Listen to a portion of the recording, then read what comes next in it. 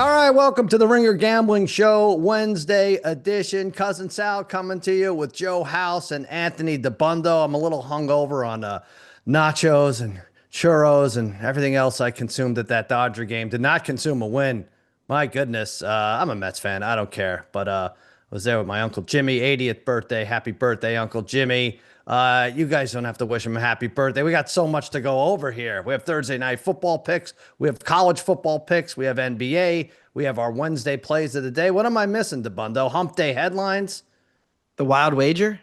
The wild wager? So much. But let's hit that World Series game 4, shall we? I had over 8 in the game. That was my best bet. Someone do some quick math. House, can you do some quick math? The final was 6-2. I think that's a push, right?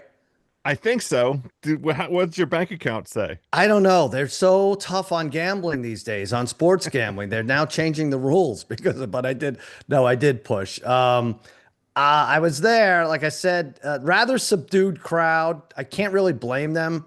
They were pumped when the Dodgers took the lead, but not much to cheer for after Vlad's 2-run blast. Maybe exhausted. I feel like a good number of them were there the night before, and if not, they watched it on their TV. So, and then Ohtani fell apart a little, and that was that.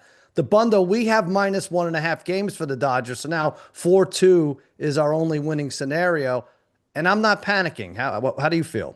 This is the Ringer Gambling Show presented by FanDuel, and if you're betting on the NFL, FanDuel's the place to do it. They've got everything. Same game parlays, quick bets for when you want to jump in live and your way so you can set your own lines. The app's fast, it's easy to use, and best of all, when you win, you get paid out instantly. Download the FanDuel app or go to FanDuel.com/gamblers to get started. Must be 21 and older, and present in select states are 18 and older in D.C., Kentucky, and Wyoming. Gambling problem, call 1-800-GAMBLER or visit rg-help.com. Call 1-888-789-7777 or visit ccpg.org/chat in Connecticut. I'm a little worried about the Dodger offense. I feel like it's been quite bad in these playoffs outside of Ohtani.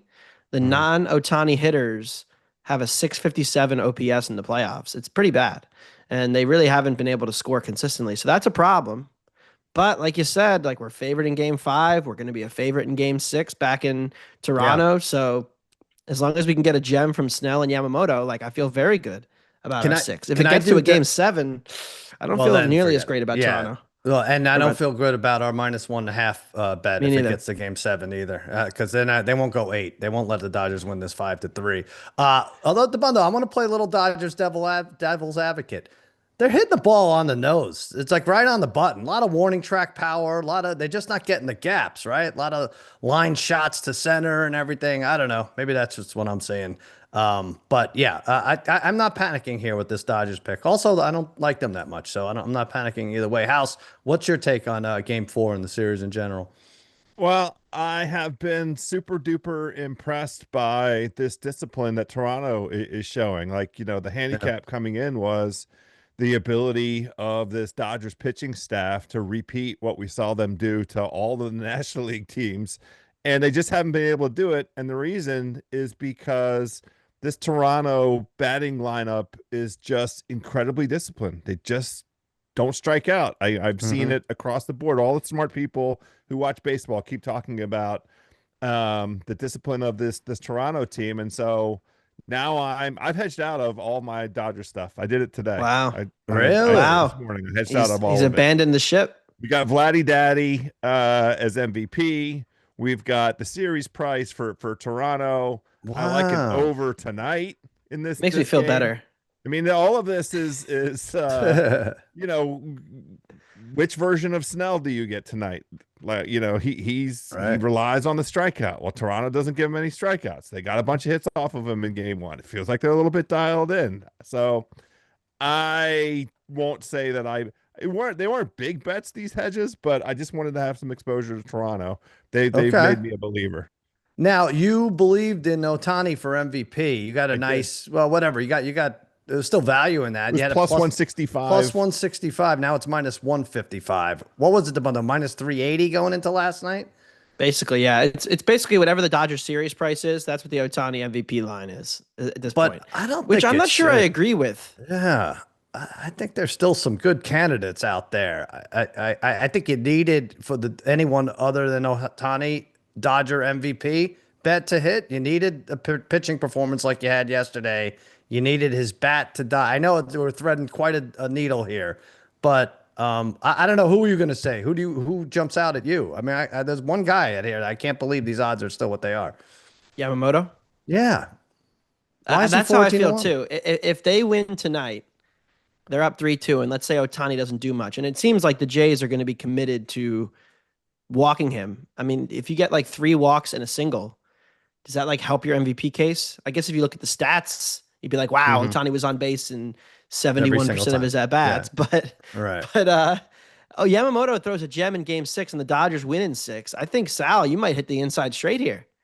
That's what I thought it would be. So he was 8 to 1 heading into the series. He was 26 to 1 after last night or before last night.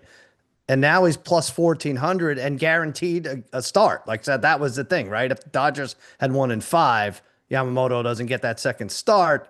Okay, it's hard to give him MVP, even though he got the complete game, everything he did. But he might be the best pitcher in baseball. We might see that again on Friday between trick or treating. I don't I mean, know. what if he House. throws an eight inning shutout or something in game 6? Yeah. Yeah. I None of know the it other would- Dodger hitters. I mean, I guess Freddie hit the home run, but he's been Mhm. pretty quiet otherwise. And I House, guess you my- got Vlad at 3 to 1. Yeah. Yeah. And Yeah. even that yesterday it was like 5 or 6 to 1, right?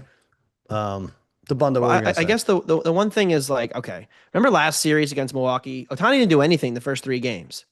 But because he did such an insane thing in the last game, everybody remembered it. They talked about it. Sure. It was historic. So he just won MVP like by default. It feels like it's 2-2. And I don't want to say that the canvas is blank, but it does kind of feel like whatever happens in these next 2 games is most likely to decide MVP. And thus, like, I do think Otani's a little overvalued. I think I agree. Yeah, I don't, look, I initially weeks ago said Freddie Freeman before they had even made the World Series, and he's 40 to 1, even though, again, another iconic home run. But yes, offensively, it's going to be tough to top Otani's last game, which will, give his overall numbers a great boost. But anyway, all right, let's move on. By the way, you guys want to guess how much time in the parking lot before we actually moved, leaving Over the under? stadium, got in. How do we want to do this? We want to do this Price is Right or over under? Because if I feel like if I set an over under, I want to make it so that the over hits, Go, well, just guess. Just guess how long before we moved 16 inches at a time, House.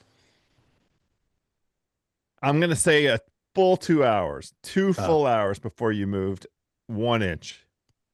Dabbundo? 1 hour, 3 minutes, and 28 seconds. Pretty damn good. 1 hour and 9 minutes. 1 hour and 9 minutes. But it's weird because the way my car was angled, I wasn't even pointed in the direction I needed to go, but I needed to wedge into the line. So that was like giving me claustrophobic, like weird shit. I don't know, but an hour, 9 minutes is a long time not to move. They empty the preferred lots first and the Uber lots for the play. I don't know for who else. So good job, Dodger Stadium again. 1 hour, 9 minutes. How bummed are you that Simmons got to go to the all-timer? I know. And you're it sitting there sucks. watching the Dodgers get silenced for 9 Like innings. chasing a dream. I was like the 3 Dodger games, it's like they were all going to be special, right? The first one, you didn't know this, but 18 innings, great, classic. Second one, wow, I got to see Ohtani pitch in the World Series. How often does that happen? And if the Dodgers had won that, someone on Wednesday would get to see them close it out, but that's not the case. It's always Simmons wins again. How's he do it? My only question with that whole thing was, did they keep the hot dog stands open? Like, people get hungry over, what was it, 6 full hours? The booze was done in the 8th inning. I know That's that. fair. I don't have any Yeah. problem with that. But what Yeah, about yeah, the yeah. Dodger dogs? I think they did. I think they did, and So definitely what's people. that over under?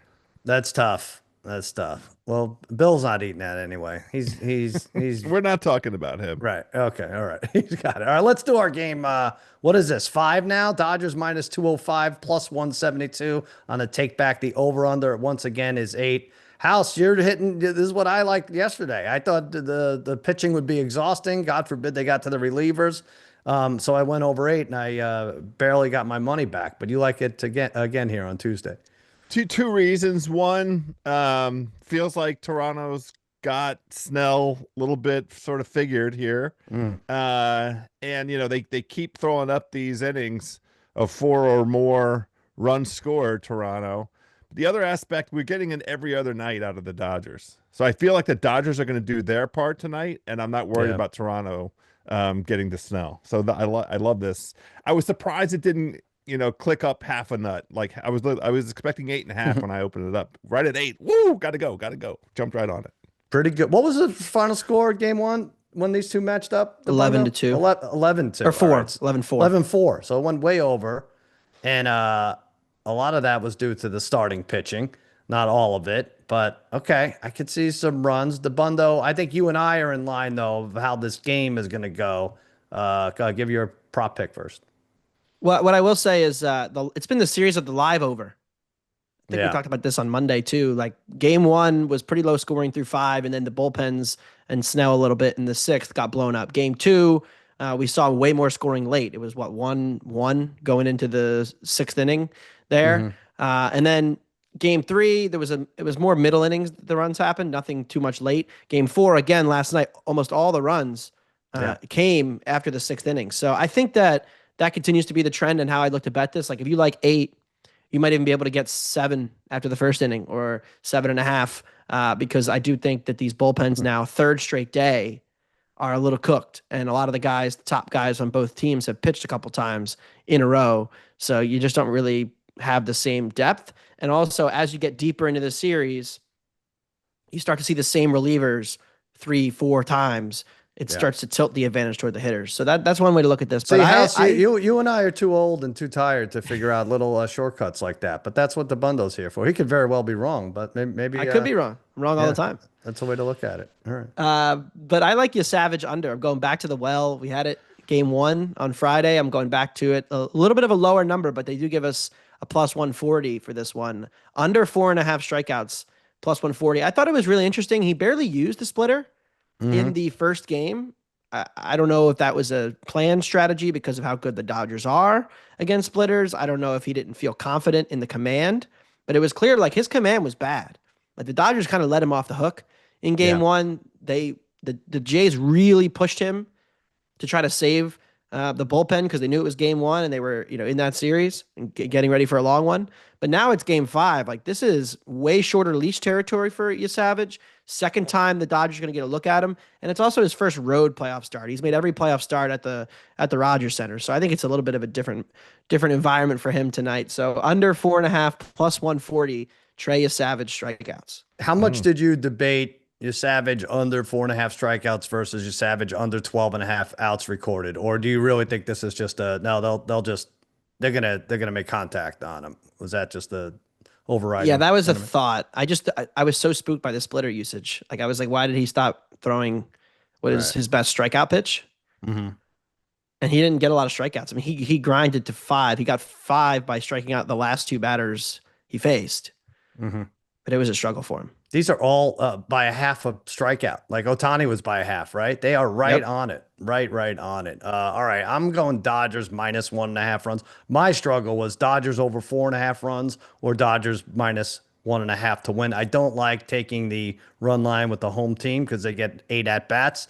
But I think this crowd's going to be re-energized. Snell's coming off a horrible performance, 5 innings, 5 earned runs. Your Savage, 4 innings pitched, 4 hits, 3 walks. So I think that's more in line with what the rookie's going to do on the road in a big spot. And I expect maybe not a lights out performance by Snell, but his previous 6 starts, he got them to the 7th inning. So I feel like the Dodgers win 6-3. You could go either way with Dodgers over 4.5 or Dodgers minus 1.5. But that's my pick. All right, that's it. We're going to be done. That's it. Next week, we won't talk baseball. Isn't that something? House, is there another sport? Basketball. It's going to have to be 100% basketball coming up. Hooray! All right. It's Thursday night. Thursday night football. We got Sixers Thursday night 4-0. College basketball is right around the corner. We're not letting House get off the hook. Got some college futures. We got a lot. Without talking about his Wizards blowing a double-digit fourth quarter lead last night. That was by design. I mean, talk about best live bets. That's the way to go, right? House, your Wizard. I mean, Yes. we'll talk basketball in a minute on in a cluster, but you were saying, are the Wizards even a favorite when they're up 10 in the with 3 minutes left in the fourth? It's hard to believe, but yes, a sizable favorite still. All right, there you go. Let's do this Thursday night game. Baltimore at Miami. It's in Florida. 7.5 points is the spread. The Ravens, it's up to 50.5. That was 49.5 and went up. We have two win teams, Dabbundo, but only one is favored to win the division. The Ravens are minus 125, and the Dolphins are 300 to 1. You see, it all comes down to geography, really, and where you are in the standings and which division you're in. Lamar is back. Big things expected on paper from this Ravens team. This is a nice spot to get right, I guess, against the Dolphins.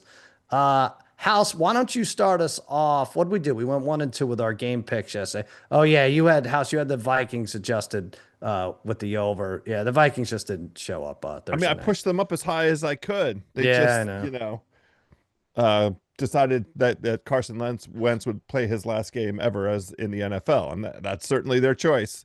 They certainly made that choice. They picked him as their backup to kid who can't play in the NFL. And now you have to get surgery as a result of that bet. It's like I've gotten all my surgeries. My surgery is with the bookie. Yes, I need surgery.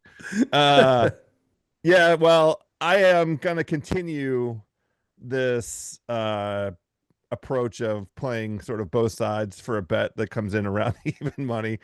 I want to play the Baltimore Ravens money line. Too much uncertainty for me to lay a full 7.5 on the road. Let's see what the game plan is with Lamar. Let's see how healthy he is. Let's see if he even shows up and plays football on Thursday night. Yeah, before we get too over invested with a 7.5 point line. And I do think an under is the way to play it, but you can play an adjusted under 53.5, take it up, over a full, get across the 51, and then play under 53.5, put that with the Ravens money line minus 110. The under should be the way because you would expect Baltimore to be a little bit conservative with Lamar. It sets up for Derrick Henry. All of the touches for Derrick Henry come when Lamar is on the field. His efficiency is greatly improved. We saw a version of it last week with Snoop Huntley, right? Yep. Solid number of touches for Derrick. Solid touchdowns. I had 2+ touchdowns as one of the legs of something on our Sunday show. But yeah, just the Ravens on the money line and a little solid under. Don't think Tua's got two good games in them back to back at this stage. Yeah, boy, this is such a tough one, and it's Thursday night. These games suck. I don't know. You could just pass, Sal. What, am I allowed? I don't know. You never know who's listening. We're not live anymore, so it's not like Simmons could break in on a power walk. If he listens at all, he'll hear this about 2:00 Pacific time. All right, Dabbundo, you and I are on the same side here. Fins plus 7.5. I'm due. We swept 2 weeks ago, or I swept 2 weeks ago and got swept last week, reverse swept. So we're back in the winning ways, maybe. Look, I get it. Everybody loves the Ravens, right? FanDuel says that they're the favorite to win the North, which I agree with, and they should be because of Pittsburgh. But I thought Jon Snow was favored to win the North. No, it is. No, the Ravens are minus 125. You're right. Okay. Yeah. But can they win a game by margin against a competent team first before they get this power rating? I mean, if you're just lining up the odds, ranking teams 1 to 32, the betting odds say that the Ravens are the 6th best team in the NFL.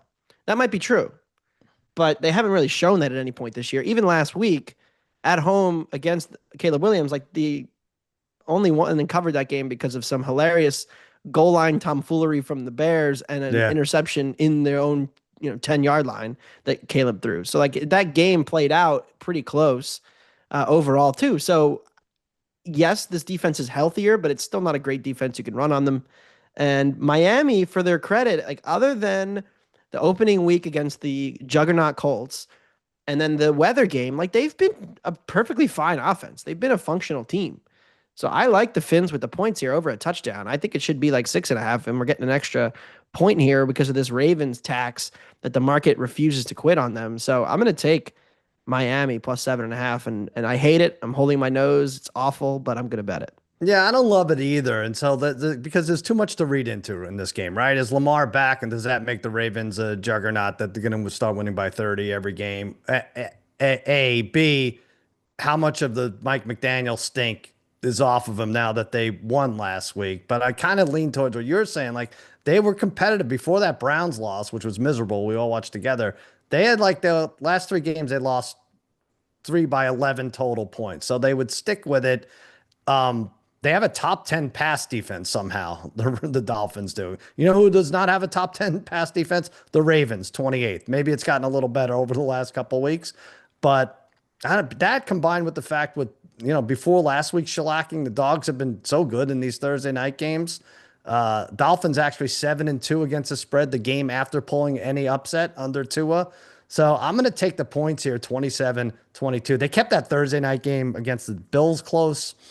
Even though in general, Tua is not great on Thursday night, I'll say 27-22. I'm just going to take the point. Too many points, House. I'll probably be wrong. You have this, you mentioned Derrick Henry, House, earlier. You like him, longest rush here?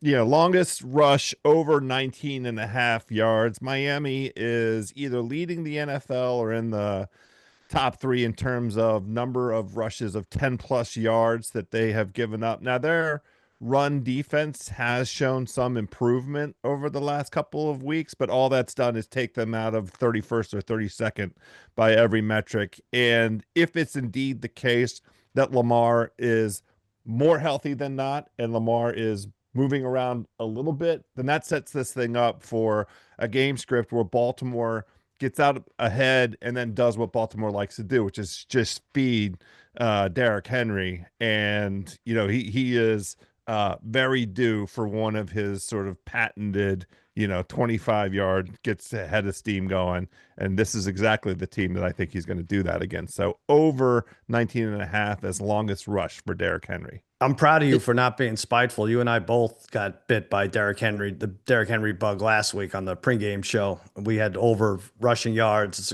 combined with touchdowns, all sorts of shit. But the touchdowns hit. But go ahead, Dabbundo. He didn't go over? I was going to ask that. Did he go over last week? No, not the yards. Not even it was like 90.5, right? Or something? Or it was in the high 80s, low 90s, and he was only in the 70s. Right. It was 86, and I think he had 70 at the most. But by the way, I should mention we were 0-3 with our Thursday night player props last week. So if you're going to skip a 3-minute segment of this podcast, it's the minute that House just said, and then whatever's coming up here for me and Dabbundo. Go ahead. And Dabbundo. I don't even, the Gadsden bet. Oh my God. Maybe the dumbest bet I made all year. What did you do that? You had Gadsden over all year. You hit every year, and then you're like, I'm smarter than everyone. This total's too high. It's never too high for Rondé Gadsden. What the hell? The real question is, should we be betting him for Rookie of the Year? Like, if Jackson Dart were to get hurt, could he go win Rookie of the Year? You know what? Go into your prop, and then I'm going to dig up those odds while you tell us why Tua is going to throw an interception. We're back. The famous pass game of Week 3, Dolphins Bills. When I passed on the side and took Tua to throw an interception, and he made us wait for it, but we got there eventually. I just think that if you get this Tua offense in a trailing game state, and he's forced to force the ball down the field. Mm-hmm. 2 excellent safeties with Gilman and Hamilton that are healthy. I think the Ravens secondary is better. I still, again, question their up front, like their pass rush and their ability to stop the run, but their secondary is much improved, and Tua is still throwing turnover-worthy plays at a very high rate. They're a big home underdog, so they're probably going to be trailing late. Give me Tua interception, -145. All right. Seems doable. Gadsden 30-1. And 7 guys ahead of him. Travis Hunter should not be. Hunter should not be ahead. Genty, I don't know. Judkins. So yeah, the top 3 are Dart at even, Igbuka +180, and Tyler Warren +500. That's a tough 3. It'd be tough to beat them. Just need like. But 6 if he or goes 7. for 80 yards every week, yeah, I got it. Ted McMillan. I don't know. He doesn't need to be 12-1. All right. We're on to something there. Hey, I don't even know what you call this prop here, but I went through my research and I saw that Rashad Bateman, 7 of his last 9 road games, he's had a 20-yard reception or greater. And in fact, over that stretch, he averages 30 yards. And as someone who has Rashad Bateman in way too many, I think 3 fantasy leagues, I cannot believe, House, that this is actually a thing. I'm like, I fight all I can to not start this guy. He did not have good games pre-Cooper Rush, during Cooper Rush, and yet he has a 20-yard. What am I missing here, House? I feel like I watch all these games, and but I'm going with it. I'm going minus 105. Bateman, 20-plus yard reception. I don't know. Maybe, like I said, I praise the Dolphins defense, but even they gave up 20-plus yard receptions to Pitts and freaking Casey Washington last week. So they were able to corral long passes from Kirk Cousins against this bend, don't break defense for the Dolphins. I don't know what you want to call him. Bateman, 20-plus yard reception, minus 105. Let's go to first touchdown or just a touchdown prop here. I won with McConkey. You guys weren't as lucky last week. House, Greg Dulcich. Look at this. 7-1 to score it all, right? That's Broncos right. legend, Greg Dulcich. That's him. Apparently he's on the Dolphins now, and apparently Darren Waller's still hurt. I do know that when the Dolphins are in the red zone, they like to look at the tight end. Apparently Greg plays tight end, so that's my bet. Plus 700 on the FanDuel Sportsbook. A tight end named Greg to catch a touchdown this week. You know this is not National Tight Ends Week, House. You know that, right? Well, That ended it's dessert. We already had that main course. It's The so sting of the crazy. tail. What a big deal they made out of it. Anytime a tight end scores, like, and you would led to believe that there were 40 more tight end touchdowns last week than there were any other week. And it's like, no, let's not get crazy. And then I ended up screwing us. I had Tyler Warren for our family all three meal. of us hit otherwise. All 3 hit otherwise. You know, I know. I'm sorry. JJ picked Algier, which I was annoyed at. I'm like, no, it's not National Backup Running Back Day. That's week 14, I think. I'm not sure, but He scored, didn't he? He did. He scored. Yeah, They only I had all one of them. touchdown, and The he only scored it. touchdown for the Yeah. Poverty Falcons. And I didn't even know because I checked out of that game early. Anyway, For all good right. reason. Post National Touchdown Day, Greg Dulcich for House. All right, Dabbundo, what you got? I mean, the Dolphins, by the way, you guys forgot to mention, the great Storm Duck is out for the season. Is that right? With a knee injury. The corner, their number 1 corner, who was not expected to be the number 1 corner, but ended up being decent, and now he's out. I'm going to go with Ollie Gordon, plus 430.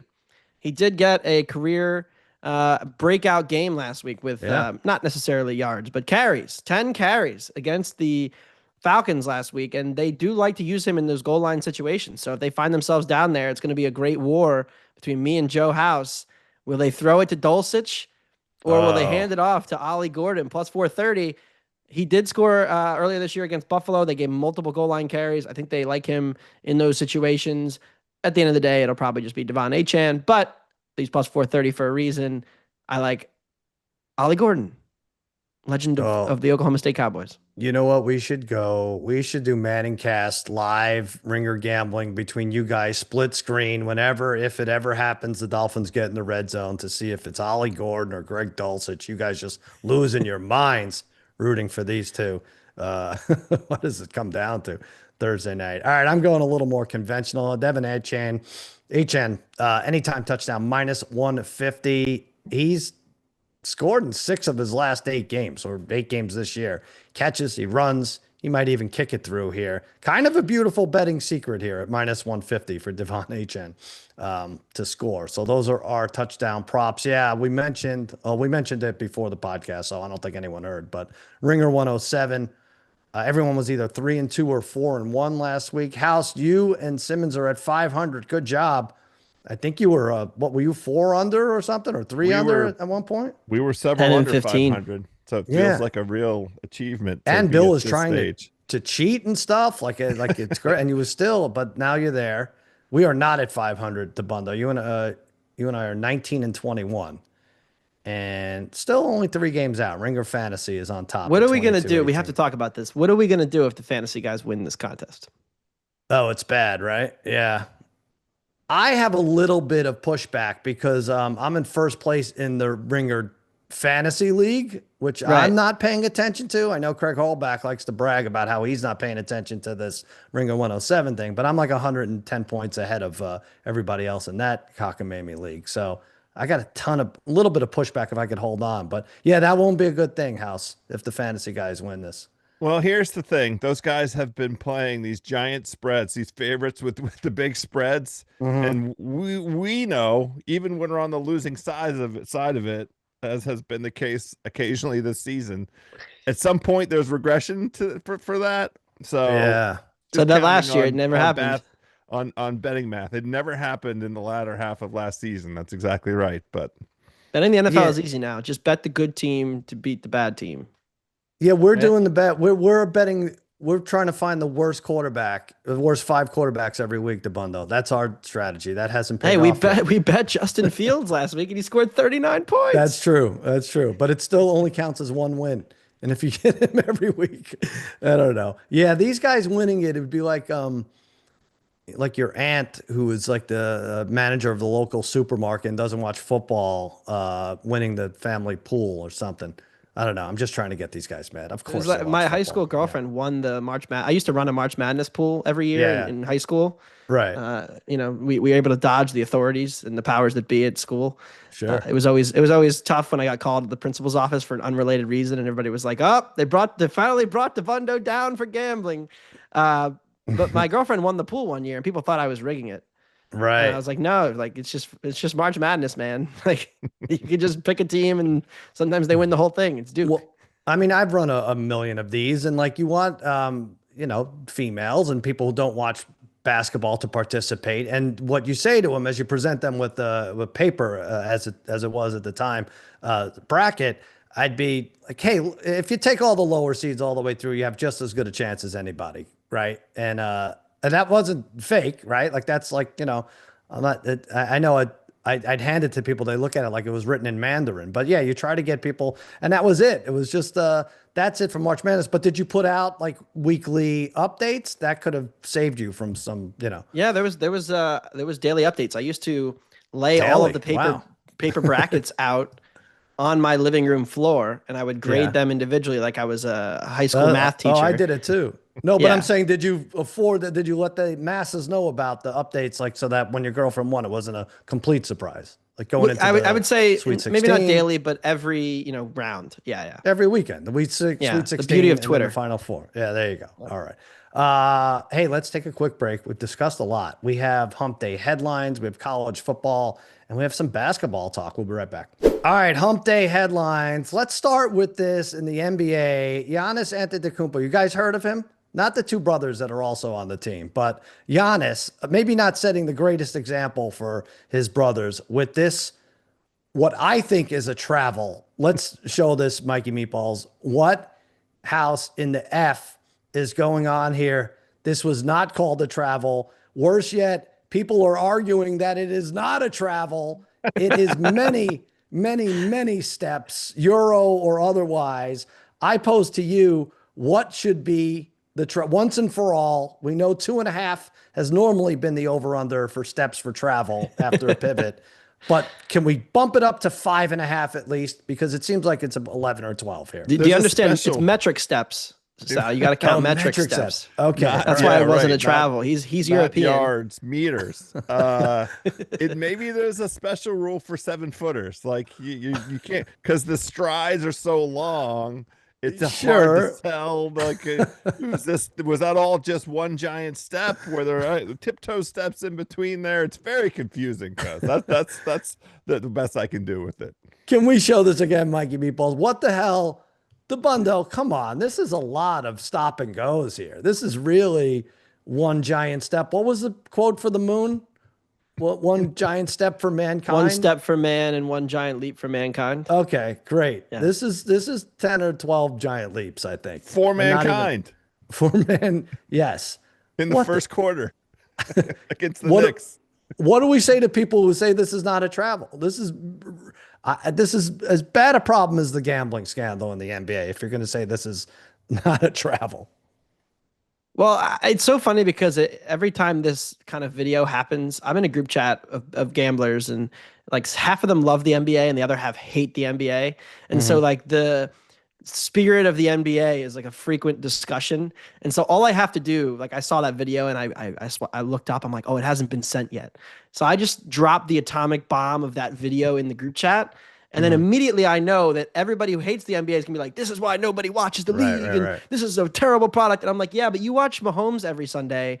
And if like a fingernail hits his helmet, it's like a 30-yard penalty and an automatic ejection.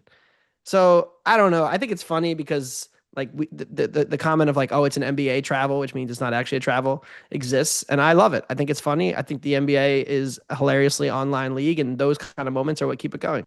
Let me guess, your girlfriend who won the NCAA pool years ago thinks it's not a travel.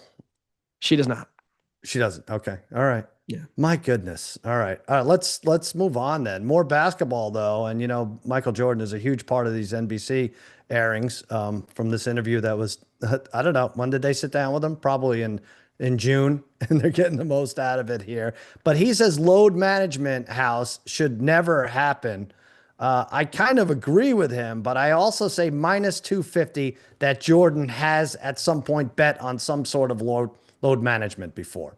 What do you think? What kind of load management? How many balls to put inside of his golf bag before he goes out and gambles? Like, what kind of load are we talking about? Because it could be any kind of load. I think he at least bet a teammate, guarantee you Rodman doesn't show up for this game. Like something like that. Like he's all over load management. Yeah, but that's not load management. That's drug management. Yeah, that's true. That's a different dopamine management. Yeah, right, exactly. Right. Or he was busy with wrestling. I mean, he literally took off to go participate in professional wrestling. Dennis Rodman. There were special rules for him. Obviously, MJ is right, but I don't want to use this fine show as the forum for what truly ails the NBA in terms of its vulnerability to gambling, suspicious gambling behavior. Why not? Lay it on us. This isn't such a fine show. What are you talking about? This is literally it. Like this, it's the fact that in the last quarter of the season, every season, several teams are playing not to win, and several excellent players are either coming into a game and coming right back out. Right. Looking at you, Dallas Mavericks, tanking down the stretch and putting Luka into games and taking him right back out. I wonder why you're upset Did about the Dallas anybody ask tank. Mark Cuban for his opinion on this gambling situation? I'm wondering what he thinks about all of it. I lost money on that too. That was awful. And then what was that for, House? That was all to get the Knicks pick or something? Like it was so that they avoided giving up the and they pick were to the in the Knicks. lottery and they landed the 10th overall pick, which turned into a very good player named Derek Lively, who is a very good defensive player for them and helped them make it to the NBA finals within 2 years of being drafted. So man. Anyway. Yeah, that's a lot. Well, it's funny because if we're doing the load management thing, like Chauncey Billups, not to hand it to Chauncey Billups. What's he up to? Yeah, he's had a tough week, but Haralabob made this point on Twitter, which I agree with. If Chauncey Billups tells his buddy to bet against his team because they're benching everybody gets up in arms. It's a crime. It's illegal. He's banned from the NBA forever. If Chauncey Billups tells nobody, but then also benches all of his players because they're trying to lose and hurt the competitive balance of the league, then it's totally okay because it's in the spirit of some greater good of tanking that is fine for the competitive balance of the league and has no impact on the quality or the sanctity of the game. That's okay. Right. So it's kind of funny because we've just accepted tanking as a legitimate long-term franchise strategy. Mm-hmm. And then when a player or a coach says, yeah, we're tanking openly, then it's a problem. Like if Chauncey Billups had said it in a press conference the night before the game and said, yes, we are now openly tanking and trying to lose. Yeah, would he be in jail? Wink. It's got to be wink. Well, but at least they could adjust the line at that point, right? I think that's that's part of it. Right. Again, not defending what he did, which is obviously illegal and he should be banned from the NBA. I know. If someone puts a fingernail on Patrick Mahomes' helmet, oh no, that's a different thing altogether. Yeah, I'm with you. But House, it doesn't help when our friend Bill Simmons is talking about tanking lovingly the first week of October, right? Right? I mean, What do you mean lovingly? Well, I'm just like, all right, here's the teams that are going to tank, and this makes sense for them to tank, and this should be tank. Like This is a market. This is we are rational economic actors in a market. I will tell you, as a Washington fan, I find their conduct deplorable. I find the behavior of that basketball team through these first 3 games of the season. They had a winnable game at home against the Hornets. Welcome to our season, the Washington franchise says to all of its fans. Please come watch us play a Sunday afternoon game against the Hornets. They're within 6 points in the fourth quarter. The game is in balance. And they let the mother effing Hornets run out. I think the Hornets beat them by 25 points in the last 6 minutes of the goddamn game. And then last night, Washington scores 16 points in the fourth quarter against a Sixers team that had played the night before, had all these miles on it. I just want, at this point in the season, the bad teams to compete. And if you want an example, go look at Utah. It's perfectly reasonable for them franchise-wise to reach the conclusion that ultimately the best thing for us is to try and get more better players on our basketball team. But the beginning of the goddamn season is not the time for it, you sons of bitches. Listen, look, there's one easy solution to tanking. First of all, good job. Sorry, Alex. Go ahead, Dabbundo. What's the solution? Go ahead. The sport I watch all the time, soccer. You know who never has tanking? Soccer. You know why? Because if you finish dead last in the league, you're no longer in the league. Yeah, it's true. Pretty no good. Tanking, no scoring either. The capitalist nation of America, who loves capitalism, has quite literally created a system that is not capitalistic in any way. Yeah, there is no punishment for being bad. No, kind of funny. I know. Think about that. There's a lesson in that. Pick. I mean, that's kind of a punishment. Yeah, I mean, they didn't get the number 1 overall. That's a karmic punishment. I wonder if there's like a deterrent. Yeah, but then what do you do for a team like Dallas? Like that they should not be rewarded. The basketball for their gods nonsense. are going to handle that. Yeah, I don't know. The problem is House, I think, there's a billion problems, but no one really in the same. And I have friends who are in low-level organizational positions who have not rooted for their team in years. And it fucking gets me crazy. And it's like, I get it, because the bottom line, because this franchise is worth more if you land a Cooper Flag early or a Steph Curry. Well, we saw what he did to a franchise, and then eventually you root for your team to win. But management, coaches, players, are they ever all on the same page in terms of tanking in any sport? I don't think so. I don't. You know which sport they are? What is it?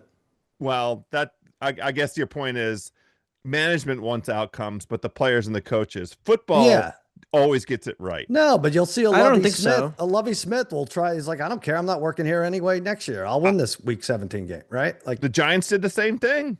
yeah, right. Beat the Colts last season. Oh, so you're saying they're not on the same page? Yeah, that's what I'm saying. Well, because they're not the on incentives the same in football, each of those individual guys, they know that their career is basically 2.5 to 3 seasons at best. Right. They're not tanking. They're trying to win. They're trying to play their very best because there will be an individual tape of them giving effort. Right. Not to mention there's only 6 to 10 of them on a roster probably is guaranteed to come back the next year on that team, right? So, and that might be a high number. So yes, nobody's on the same page is what I'm saying, right? Anyway, what else do we want to do here? All right. Another headline, Tyler Shuck to start for the Saints. Sorry, Spencer Rattler. You had your time. I tried to get this going on Simmons, but now that he's named starter, I think we should revisit it. Best Shuck name for like Shuck followers. We'll go Mother Shuckers 3-1, Shuckheads 7-1, Shuck Buddies 10-1, Shuck Sticks 25-1, Shuck Fu 100-1, or you go Field House at even odds. Wow, what's Shuck Fu? Shuck Fu's 100-1. What do you mean? What is it? Oh, you want me to explain it, or is that a New Orleans delicacy? I think it's like a Shaq Fu take. We're getting off the. No, it feels like I don't want to be chalky, but Mother Shuckers just rolls right off the tongue. Rolls right off the tongue. First time, right? All right, that's my pick. That's what you're going. Mother with? Shuckers. Let's start this weekend. I am not a Mother Shucker. I bet the Saints team total under 14. Oh, you did. Oh, pretty good. Yeah, that's that's coming up on the road against the Rams off the bye. 14.5, and that's what they're getting too, right? Point wise, Yep. 14, about 14.5. Wow. All right, Dabbundo, you have a real life over under you want to discuss with us. I don't think it tops the car tire story, but I had a quite eventful Saturday this weekend, coming home Okay. from Core Week in Los Angeles. So I took the red eye from LAX back to Philly, Ubered to my apartment in Fishtown, and at about 10 o'clock, I tried to open my apartment door. Put the code in, turn the handle up. The handle won't turn. I don't have my key. There are two different locks on my door. There's the top lock, which is electronic. Then there's the bottom lock, which is like old-fashioned door handle you can lock from the inside. Yeah. So the over-under is 4.5 hours that I was locked out my God. of my apartment on Saturday when all I wanted to do after a red-eye flight was sleep and lay on the couch and watch football and watch soccer. Over-under 4.5 hours that I spent locked out of my apartment. All right, I'm gonna, just for the sake of sanity, say under, but this is like getting you arrive in a city, but you can't check in because the hotel, it's not 4 o'clock yet, except it's your freaking house. I'll say under. House, what do you like? It feels like where he wants us to take an over, so I know. I'll go ahead and bite down on the over. Is it the kind of apartment where the only way in or out is through a door? There's no window. There's no other way to get at House, it. what do you teleport? What do you Well, I mean? mean, I don't. Is it a ground floor thing? I just break my own window. I don't care. I see. It's Okay. like nonsense. I'm not sitting around out here. Well, the funny thing is my first original thought Yeah. was that, my car is right around the corner. I'll just hop in my car and I'll drive back to my mom's house in the suburbs because I was going there that night anyway for a family thing. But I didn't have my keys. Right. Why Keys are in the apartment. You're not locked taking in. your keys to California? Why would I take my keys to California? Right. The over under 4.5. The answer was over. Wow. 6 hours locked out. Now there is a twist to this story. I was locked out for 6 hours, but again, there's 2 locks on the door, and I've lived in this apartment for multiple months. I have never, ever, ever locked the bottom handle that was locked. So I thought that was weird because it's not a thing you could easily lock. And I'm thinking to myself, I intentionally don't lock it because I keep the key in the apartment and I only need the electronic to get in. So how did that happen? So I called my neighbor upstairs and she said, "Oh, is your mail still outside of your apartment? Because I left a piece of mail outside of your door. I knew you were away for the week." I said, "No, it's not here anymore." So now I have mail that's missing. I have a door that was locked that I never locked. Huh. And I'm thinking to myself, who the hell was in my apartment? It's a baffling situation. I'm racking my brain. I'm thinking, the only other person who has access to my apartment is my mom. I called her and she said she wasn't there. So I'm like, huh. So here I Tyler am. Shuck. Waiting. I'm going to guess Tyler Tyler Shuck Shuck was in the apartment. Yes. But Mother I'm waiting to sucker. figure out. Now I'm trying to get in touch. I'm calling the emergency line to get the locksmith. I'm calling the guy who showed me the apartment, but he's on vacation this week, so he's not even in town. The neighbor upstairs, who was lovely, she said, "I'll text the old person who lived in that apartment. Maybe she still has a spare key." No, she doesn't. So now here I am on a Saturday afternoon. Instead of sleeping and enjoying my afternoon, I'm sitting in my neighbor's apartment. Erica and Max, shout out to them. They're wonderful. Playing with their son, who's going to be 2 years old.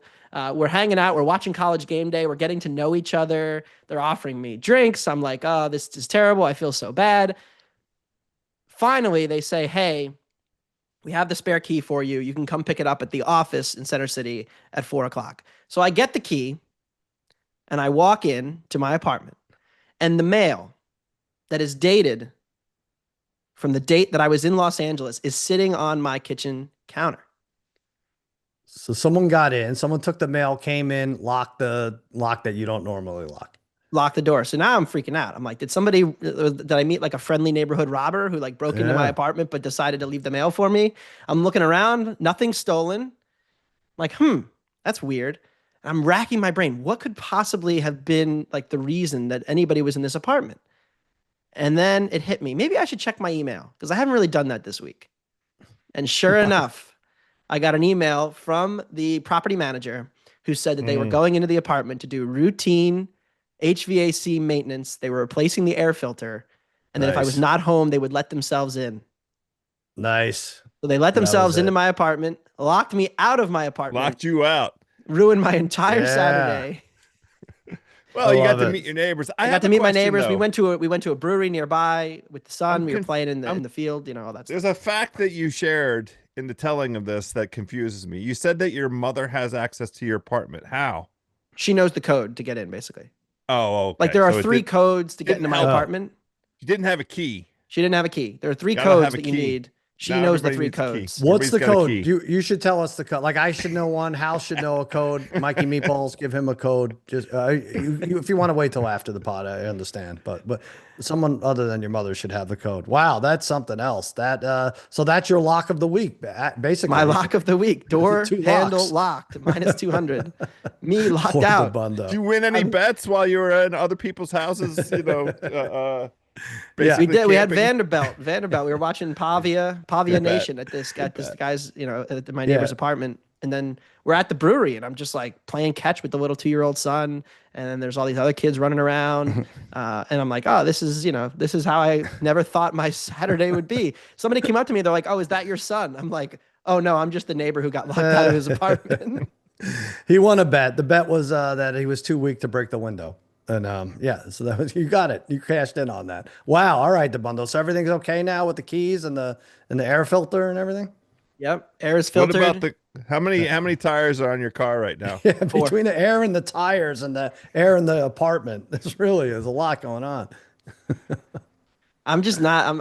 I keep taking the L's all over the place. It's been a brutal couple of months. Listen, your best week was here in LA for the year. You're right. I mean, we talked about how you won MVP and you were outgoing and Every respect except for being invited to breakfast with JJ and Cuz.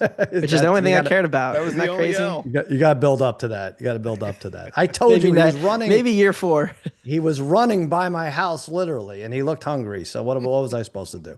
The spur of the moment. All right, college football, which you could watch with Dabbundo at his neighbors every Saturday now, Or the College game brewery. day. Or the brewery. Ohio State still favored plus 260. Indiana and Alabama swap spots. Indiana plus 600. Alabama plus 750. Ohio State, Indiana. Just throw a line on that already, Fandle, because that's the Big Ten championship. Well, they already do first have a week in line December. up, Oh, do they really? basically. Oh shit! I mean, not Hold on. officially, but Big Ten Well, odds. Yeah. Okay. So Just that's guess how the I money was looking line. at it too. Yeah, because Tate bet Indiana to win the Big Ten at plus 155. I was like, I think you might want to wait on that because I think Ohio State would be a bigger favorite in that game. So do you have any other information other than that, or you have Ohio State's number too? Well, Ohio State could lose to Michigan, which they seem to like to do Right. every year now. But if they were to beat Michigan, I mean, the conference odds right now for the Big Ten. Do you want to guess? Well, I know Indiana's, or maybe it's Okay, changed. I don't know. What Ohio is it? State is minus 150. Indiana's plus 155. Indiana should get to the final. So you would assume Ohio State's like minus 190 for that game. So maybe that is a good number, Indiana, plus 155. If they were minus 1, yeah, if it was minus 1, that's probably right about where it would be. It All right, implies Ohio State would be like a 4-point favorite. four over and a half. Indiana. Mm-hmm. That's fair. That's fair. All right. Heisman Mendoza, though, Indiana. See, this is where I think it's kind of weird. Plus 260. Julian Sayin for Ohio State is plus 440. I think Ohio State wins that game. Dabbundo, we talked about this last week. As long as these guys hold on to their votes to the past the conference championship games, I think there's value in just saying plus 440. Then you What got Ty about Simpson plus? what about Pavia? I don't know. I My think thing, like he's going to be the narrative guy, right? If they make the playoff, Vanderbilt football is in the playoff, and he's carrying them, and they go 10-2. I think they lose this week, so I'm not gonna. Okay, I well, don't then- know why I'm maybe getting not through. then. I mean, they've won games at home. They've been home for like 14 straight weeks and won games. I think this is a tough one for them coming up, and they have another one. I don't know. All right. Well, what are your best bets? House, hit us with one.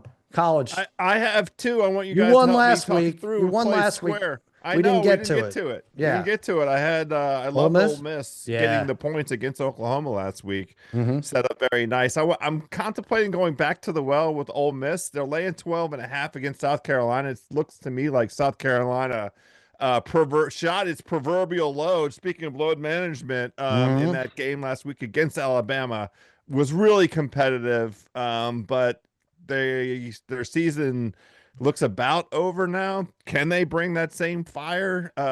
Ole Miss 1-6 is in the SEC under Kiffin as a double-digit favorite, so that's not a great situation. But why wouldn't we just lay the 20.5 with Ohio State and be done with it? Isn't Ohio State going to beat the daylights out of Penn State? Aren't they motivated to do that? Don't they want to win by 50? Like their opportunity to kick your rival's ass and just, really put it to them. It doesn't come up very often. It looks, what's the case for Penn State here other than, some regression concepts? That's a lot of questions, and I think the answer to all of them is yes. Yes, Ohio State. Bet 'em Yes, all. they should. Yes, they should. The only thing is, all right. So I guess what's the incentive to? Was that one of the questions to lay the smackdown on them, but versus just winning by 10? No, I wonder what it is. I'm sure they would love to spank Penn State.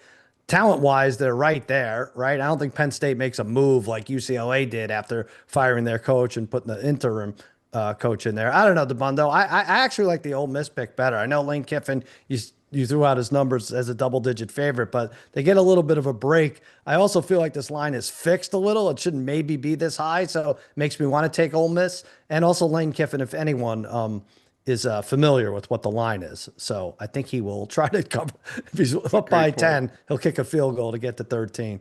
Dabbundo, how do you want to analyze House's bets? I would do Ole Miss. I want to ask you guys to try to guess a line here.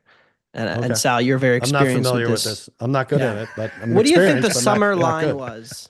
Penn State at Ohio State. What do you think the summer line was? 'Cause they put out lines in the summer. I like these. Okay.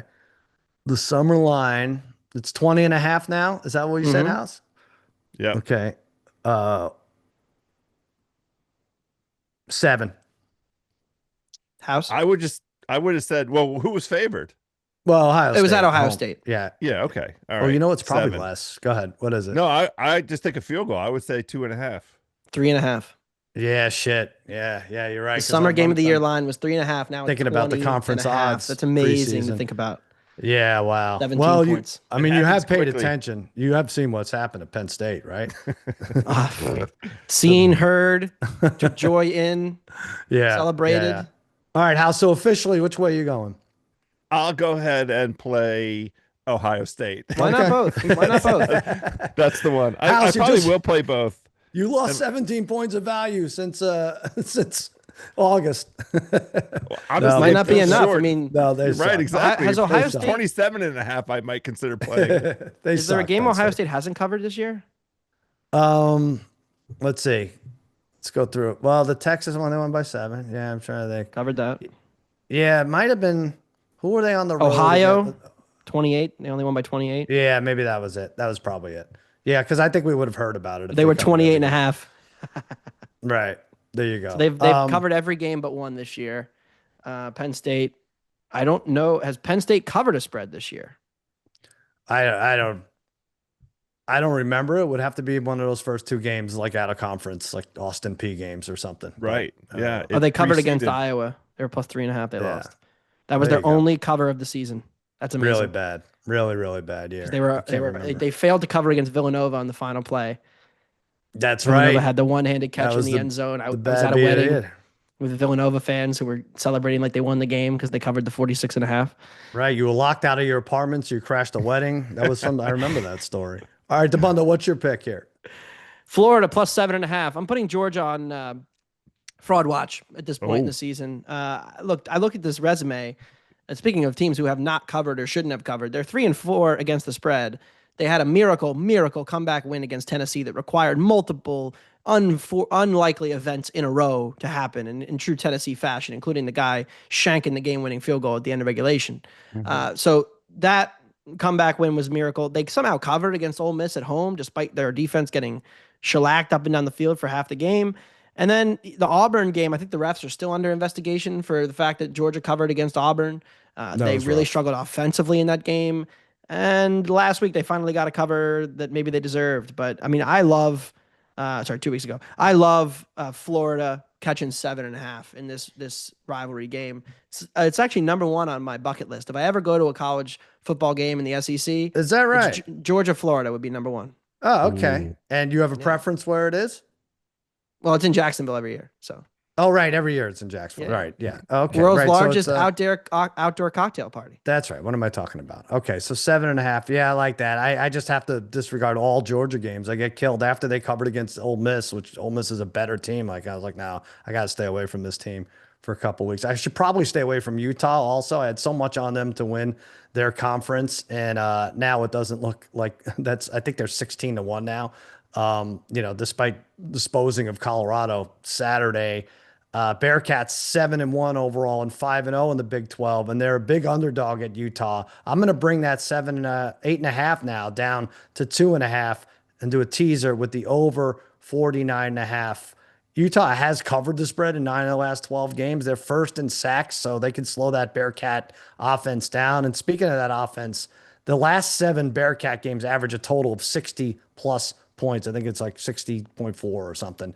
So I'm going to go Utah minus 2.5 over 49.5. It looks like it's going to be Dampier over Bird Ficklin as quarterback. So Kyle Whittingham Bird gets it done. Ficklin? Oh, it's a great name. Bird Ficklin, BYRD. You're betting Ficklin. against him? Well, I think he's going to sit this game. It's going to be Dampier. 31-26 final. Utes. Let's take that. And let's take a break. Ringer Gambling Show is brought to you by FanDuel. All right, basketball's back. FanDuel's putting you in control right from tip-off every day to start the season. You get to choose your reward. You can play it safe. You can go for it. If you're feeling bold, whatever your move is, whatever your style, you're in control. So what kind of better of you? House, maybe you're kind of better that's live against the Wizards every fourth quarter that they're miraculously winning. Would that be a good suggestion? I would tell everybody, look for those situations. Anytime Washington has a lead in a fourth quarter, find the best price you can. It'll be on the FanDuel Sportsbook. Live bet it immediately. I texted him last night. I said, this is a scheduled loss for the Sixers. And he said, au contraire. I'll be live betting the Sixers in the fourth quarter. And then he said plus 571, plus 393, plus 426. I love it. Joe House gets to the window. Good, House. That's what we got to do. That's how you keep your sanity, right? Yes. Betting against your team. However you play, FanDuel's giving you the power to choose your reward and own your game every single day to start the NBA season. Head to FanDuel.com/gamblers to make your choice. You must be 21 or older and present in select states, or 18 or older and present in D.C., Kentucky, or Wyoming. Opt-in is required. Rewards are non-withdrawable. Restrictions apply, including bonus and token expiration leg requirements and max wager amount. See terms at sportsbook.fanduel.com. If you have a gambling problem, call 1-800-GAMBLER or visit rg-help.com. Call 1-888-789-7777 or visit ccpg.org/chat in Connecticut. Let's quickly go through our wild Wednesday predictions here. House, oh, I feel so bad. If it ain't broke, keep it 13-point teaser lost. I guess it's broke now. The Falcons broke it. They broke a lot of them. I learned many important lessons having to do with the Falcons, Raheem Morris, the city of Atlanta. Somehow I like whatever it is that infects the Falcons, it also infects the Hawks. So I'm looking for opportunities also to fade the Hawks. They have started off inexplicably poorly this season. But yeah, we're not going back to the well with another 13-point teaser, even though I personally will be betting a 13-point teaser this coming NFL weekend. Let there be no doubt. I do actually believe it. I love the thing you and Bill Simmons talked about on the Sunday after recap show, which was, aren't we at a point sitting here right this second where we know everybody that's going to play in the NFC playoffs? Yeah. And you can parlay that. You can take those seven teams and put them together in a parlay now. The power of the cousin Sal and Bill Simmons. This was at plus 340. Went down right? Monday morning, and it is all the way down to under plus 300 now. A big part of that is because Washington is officially out of the picture now. And Washington, as of Monday morning, was still, I guess, potentially contending for a playoff spot. They're not out of the pit. They're not out of it. They will be in 2 weeks. They will be next 2 weeks. They're about to be 3-7. I've been. They're a cross off. If you did cross offs, you're crossing them off right now. Oh my God, yes. Yeah. No. Really? No. Because if they win this week, they're not out of it. They're 3.5-point home dog. No, House. The way it worked, the cross off, your dog gets shot if the cross off comes back back and makes the playoffs. So Well, that's that's fine. I have 2 dogs, so okay. Yeah, that's why you I have won't 2. tell you which one. Oh I my prefer. gosh. I won't tell you which one. It's really cutthroat, Dabbundo. I'm sorry. Mrs. House knows which one. What a does. gambling scandal this would be. All right. They go both ahead. like her better than me anyway. What do I care? But let's go ahead and parlay those 7 together. It's Green Bay and Detroit from the NFC North. It is the Philadelphia Eagles from the NFC East. We have 3 teams from the NFC West who all deserve it. It's the Seahawks, the Rams, and the 49ers. Yes, indeed. And then who am I forgetting? The South. Of course, the South has to have representative, and that They is don't the have to. Buccaneers. Yeah. By rule, apparently. Available on the FanDuel Sportsbook right now, right around 3-1 odds, those 7 teams. We've been having nice conversations amongst ourselves about who's going to F this up. And honestly, I was trying to think of a smart math way to play this week, because the team that's most at risk, the consensus amongst all of us, is the 49ers. And it really is this game against the Giants this weekend in New York, where they are, small favorites. The money line for them is -152. The price for them to make the playoffs right now is -310. So I was trying to do some math arbitrage, trying to figure out a way to play it, but I'm not smart enough. You're already hedging. You just made the bet. He's out of the bet. No, I'm trying to figure out a way. If he felt bad about his dog, he thought it through. Yeah. If they win this week, they're pretty much in, because I don't know about that. Still on their schedule is Carolina. There's a lot they could lose to Carolina. They're bad. The Niners defense is awful. In San Francisco. Yeah, I guess road Panthers. The Browns and the Titans. Let's look at this. Okay, first of all, the reason that these bets are tough is because you got 7 quarterbacks that can't get hurt in the next 3 weeks for the rest of the year. Well, even still, the Niners are doing it with a backup. Yeah, okay, so 6, right? So that's where the Niners have a little bit of an advantage, I guess. The other way we look at it, and I know you guys discussed this Monday, right, on the gambling show, who could get in over the Niners, right? You discussed that. We're really down on Atlanta right now because we don't know what team shows up week to week, and it could be Kirk Cousins leading the way anyway. We're really down on Washington. We're down on the Bears. We don't know what kind of quarterback is leading them too. How about this, Dabbundo? You hit us with a foolish bet last week, the Cowboys to win the NFC East. I laughed and laughed and laughed through my tears. I laughed.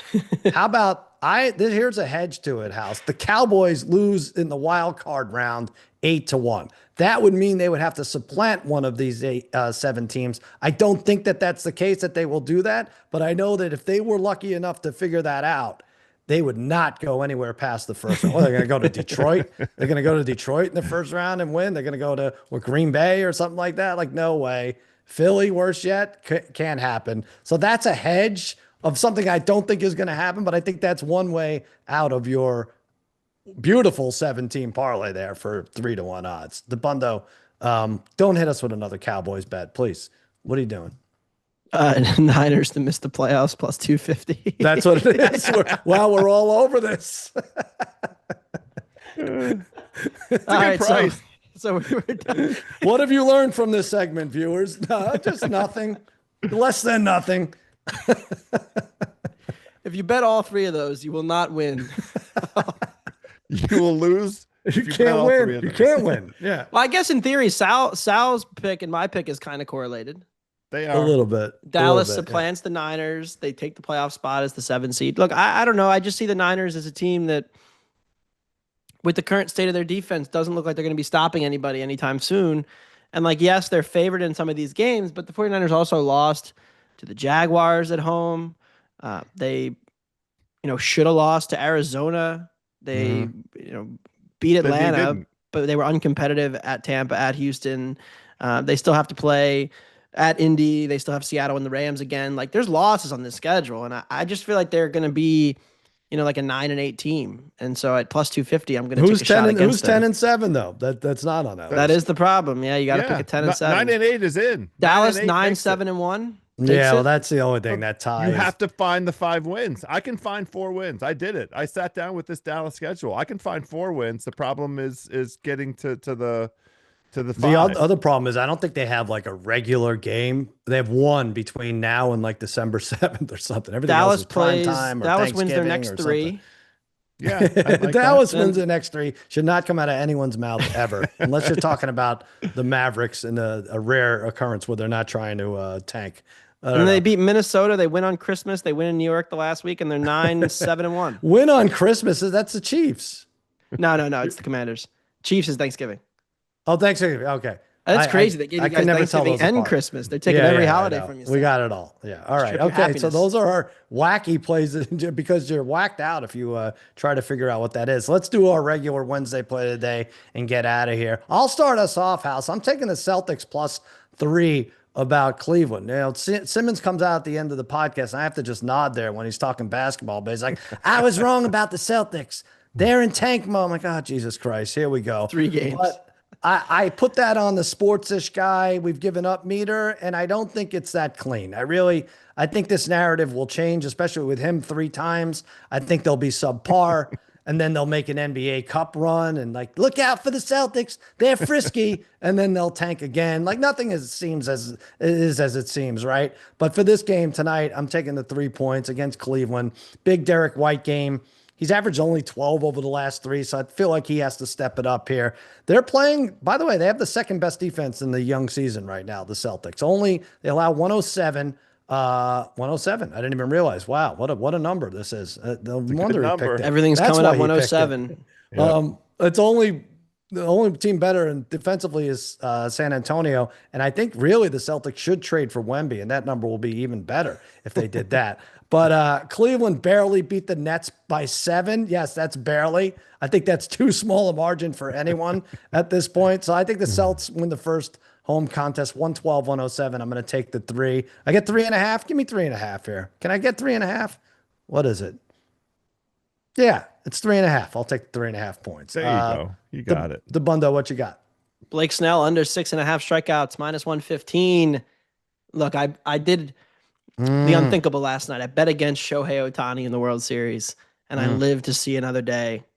And I'm a glutton for pain by a half a strikeout. They brought him back out for the 7th, and I thought, oh no, here we go. But Dalton Varsho and Ernie Clement were heroic in their 7th inning at bats. Not heroic for Sal if he was rooting for the Dodgers, but they also helped your over. So I guess everybody wins. That's true. Or pushes. But I like under strikeouts for Snell tonight. He was not in the zone much. Again, in the game 1, the Blue Jays did an excellent job of staying away and running up his pitch count. I think they'll do the same thing here. So under 6.5, just this Jays lineup, sub 15% strikeout rates in the playoffs. It's unbelievable how good they are at putting the ball in play. I think they'll do it again tonight. So Snell, he'll strike out 6, and I'll have to sweat it out again. Dabbundo, who did you have last week? I forget. What your best? Do you remember? It was too far removed. It was something Embiid. He probably didn't win. I lost with Bridges, 20 or more points. House, you won. You're doing these non-correlated parlays. You won with the Bucks over your Wiz last Tuesday, and you went Bacelis to score 15 or more. I think he had 20 or something that game, right? So it was just the beginning of the season. There was a wide open menu. We were gonna, we were looking at the dim sum cart. We grabbed some great bites from different carts as they walk by. This week we're gonna stick with the same cart. It is a correlated parlay, and while all of Toronto's eyes are focused on Los Angeles, the Raptors are busy hosting the Houston Rockets at home. Now the Raptors are underdogs. The Rockets are favored by 5.5. I don't really want to mess with the points, even though I think that the Rockets probably will cover.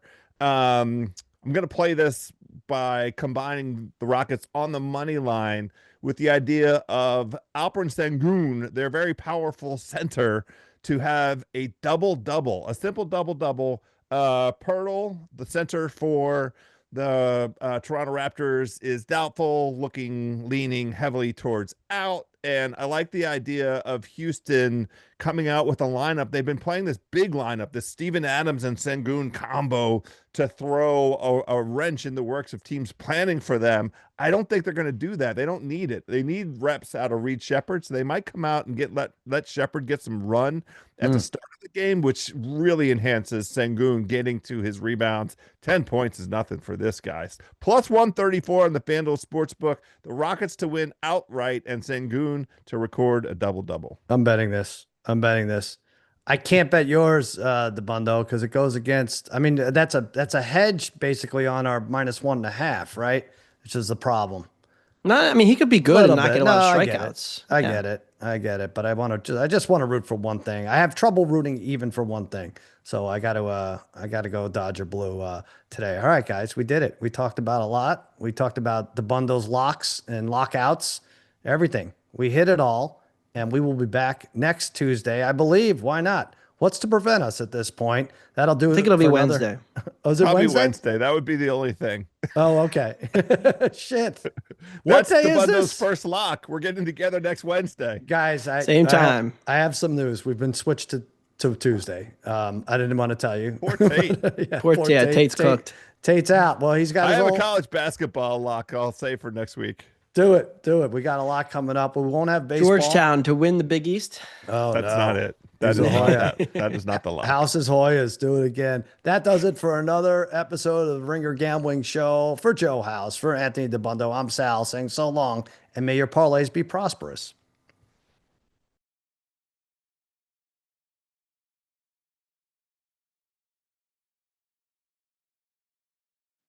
Must be 21 or older and present in select states, or 18 or older and present in DC, Kentucky, or Wyoming. If you have a gambling problem, call 1-800-GAMBLER or visit rg-help.com. Call 1-888-789-7777 or visit ccpg.org/chat in Connecticut. You must be 21 or older and present in select states. For Kansas, in affiliation with Kansas Star Casino, or 18 or older and present in DC, Kentucky, or Wyoming. If you have a gambling problem, call 1-800-GAMBLER or visit fanduel.com/RG, 1-888-789-7777 or visit ccpg.org/chat in Connecticut, or visit mdgamblinghelp.org in Maryland. Hope is here. Visit gamblinghelplinema.org or call 800-327-5050 for 24/7 support in Massachusetts, or call 877-8-HOPE-NEW YORK or text HOPE New York in New York.